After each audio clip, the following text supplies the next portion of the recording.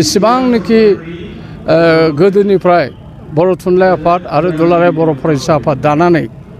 जोङो समाजखौ जौगाहोनो थाखाय नाजाबोदों जोंनि हारिमायारि आफाद दानानै जों जौगाहोनो नाजादों आरो बै समनिफ्राय दुलाराय बर' फरायसा आफादनि आफादगिरि बड'फा उपेन्द्रनाथ ब्रह्मआ बुंलांदोंमोन जे गावनि गोसो एबा नेसनेलिस्ट फिलिं जिथु जातीयता बोध हारिमायारि गोसो लानानै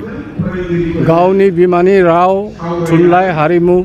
बेखौ जौगाहोनांगौ नङाबा जोङो मुलुग दरबाराव माने हारि हिसाबै थांनानै थानो हानाय नङा बे खोथाखौ बिथाङा आगोलनिफ्रायनो बुंदों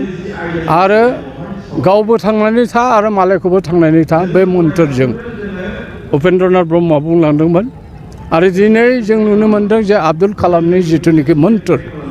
आब्दुल कालामआ शिक्षानि बेलायाव सोलोंथाइनि बेलायाव गोबां बिथाङा मोन्थोर गालांदों बे मोन्थोरखौ जोङो जुदि आजावनानै लानो हायोबा बर' जाथियाबो मोनसे आबुं हारि हिसाबै जोङो मुलुग दरबाराव जों थांनानै थानो हागोन आरो जोङो आं आसा लाखियो बे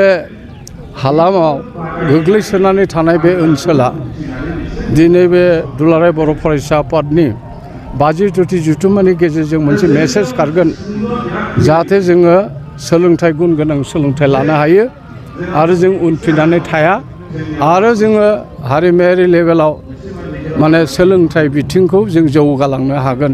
बेखौनो जों आसा लाखिनो हायो NAP बायदि जिहेतु नोंथांमोना जोबोद नाजाबाय थादों खिन्थु NAP बायदि जिहेतु बिमानि रावजों सोलोंथाइ होनो थाखाय नाजादों नाथाय आसाम सरकारा बबेबा बर' रावखौ फोजोबस्रांनायसो खामानि लाबाय थादों बे बेलायाव नङा बे बेलायाव जोङो बर' थुनलाइ आफाद आरो दुलाराय बर' फरायसा आफाद आरो जोङो माखासे आसामनि जिथुनिखि हारिमायारि आफादफोर दं जेरै असम साहित्य सभा दं दिनै आसाम माने छात्र सन्था दङ फरायसा आफाद जोङो जयै जोङो बुंदों जे जिहेतु भारतनि गाहाय मन्त्रि नखर मन्त्रि आरो HRD मिनिस्ट्रिया बिमा रावजोंनो टेकनिकेल नन टेकनिकेल एडुकेसन शिक्षाखौ लानांगौ होननानै बिथाङा बुंदों गोरलैयै माने गथ' गथायफोरखौ जोङो बिमा रावजों फोरोंनानै मोनसे गुन गोनां सोलोंथाइ होनो हायो होननानै बुंदों बे बेलायाव जोङो आसाम सरकारा जिथुनाखि सानखान्थि आरो बिगियान माने 6 थाखोनि बिथांमोनहा माने इंलिश खालामनो थाखाय जिथुनाखि केबिनेट डिसिसन बे केबिनेट डिसिसनखौ जों अजद दैखांनानै जोङो आसाम सरकारखौ बुंदों गिबि मन्थ्रिखौ बुंदों सोलोंथाइ बिफाननि मन्थ्रिखौ बुंदों आरो लोगोसे जोङो टिचार एवारनेस खालामदों आरो गोबां जोङो एकाडेमिसियान इन्टेलेक्सुयेल बिथांमोननिफ्रायबो जोङो अपिनियनखौ लादों जे बिमा रावजों फोरोंनांगौ आरो माने जिथुनिखि हारिमायारि सोलोंथाइ खान्थि NEP बावहाय लिरनाय दङ 1 निफ्राय आप टु क्लास 5 सिम फाउन्डेसन कर्स बिनि उनाव regional language what does it mean आसामाव रिजनेल लेंगुवेजआ असमिया बर' बेंगलि बायदिसिना जोङो दिनै बे ओइट सिडुलाव मोननाय बर' रावा जोङो बिमानि रावजोंनो जोङो सोलोंथाइ लानो मोननांगोन आरो जोंहा बे दाबि दावासा थाबाय थागोन दिनै जों नुनो मोनदों जे स्कुला मार्जार जादों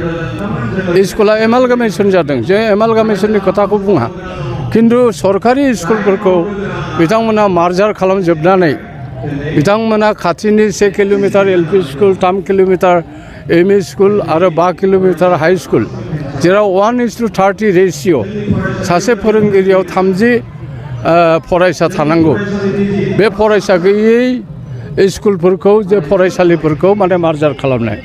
बे मार्जार खालामनायखौ जों आसाम गभर्नमेन्टखौ बुंदों जे बर' रावा दिनै डेभेलपिं स्टेज गतिके बर' राव हारियारि जनजातिफोरनि रावखौ बेबायदि नोंथांमोना इनाय भाबै स्कुलखौ जुदि फोजोबोब्ला आरो बे स्कुलखौ जोङो पाब्लिक मानिजों फैसा खांनानै रायजो राजायासो लुदोंमोन बे स्कुलफोरखौ रैखा खालामनांगौ आरो लोगोसे जेसेबांनाखि भेन्सार स्कुल दं भेन्सार कलेजफोर दङ जोंहा BTR सुक्ति जिथुनाखि 2024 जानुवारि खालि माने UBPO दुलाराय बर' फरायसा आफाद आरो NDB मोनब्रै बर्डजों जालांदों बाय रोखायैनो लिरनाय दं 6.3 आव जे जेसेबांनाखि माने भेन्सार स्कुलफोर दङ बे सरकारि स्कुलफोर दङ बेखौ प्रभिन्सियेलाइज खालामनांगौ बे बेलायाव जों नुनो मोनदों जे जोङो बिटिआर ओनसोलनि गं 26 कलेजखौ जोङो प्रभिन्सियेलाइज खालामनांगौ होननानै बुंबोदोंमोन बर' थुनलाइ आफादा दुलाराय बर' फरायसा आफादा दिनै जोङो 10 गंल' जोङो प्रभिन्सियेलाइज खालामनो हादों आरो दा प्रसेस बिथांमोनहा लागासिनो दङ आरो जोङो होनदों जे स्कुला जिहेतु मार्जार जाबाय मार्जार जानानै स्कुला गैला खिन्थु जोङो होनदों जे टि गार्डेन एलेकायाव नोंथांमोना 100नि बारा माने मडेल स्कुल गायसननो थांखि लादों बे मडेल स्कुलखौ हायनारि जनजाति जेरावनाखि बर' बिजोंनि माने फरायसाफोर दं मानसिफोर दङ बे एलेकायावबो मडेल स्कुल बर' मिडियामनि खालामनांगौ होननानै जों दाबि खालामदों आरो जोंहा इंलिस जों बिरोधि खालामाखै इंलिसनि बेरेखा खालामाखै इंलिस बिजोङाबो जाथों आरो इंलिस फोरोंनो हानाय रोंगौथि माखासे फोरोंगिरि थिसननांगौ इंलिसखौ मोजां बुंनो हानाय फोरोंगिरि थिसननांगौ आरो नांगौ रोखोम फोरोंगिरि थिसननांगौ होननानै जों बुंगासिनो दङ नांगौ रोखोम जोङो फराय बिजाब होनांगौ होननानै दाबि खालामगासिनो दङ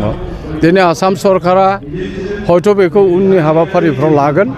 आरो दुलाराय बर' फरायसा आफादा आं आसा लाखियो बे थान्दै मेलाव बिथांमोनहा सरकारखौ नारसिनगोन आरो बेफोरबायदि दाबि दावासखौ लानानैनो